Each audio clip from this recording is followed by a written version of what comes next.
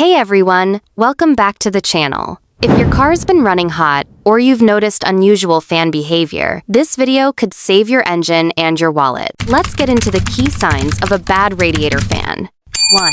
Engine overheating. The most obvious sign of a bad radiator fan is engine overheating, especially in traffic or while idling. If your engine stays cool while driving but starts to overheat when stopped, the radiator fan likely isn't turning on to provide airflow.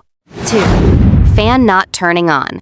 When the engine reaches operating temperature, the radiator fan should kick in. If it doesn't spin at all, even when your engine is hot, it could be due to a bad motor, blown fuse, relay issue, or faulty temperature sensor. 3. Loud noises from fan area. A noisy radiator fan is another red flag. Grinding, rattling, or buzzing sounds could mean the fan blades are damaged or hitting something, or the fan motor is on its way out. 4.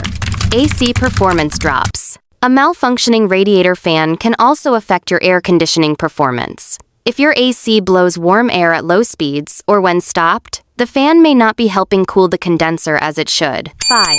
Check engine light or warning messages. Some vehicles will trigger a check engine light or display a cooling system warning if the fan doesn't activate when needed. Scanning your car's computer can help confirm if the issue is fan-related. 6. Wiring or connector issues.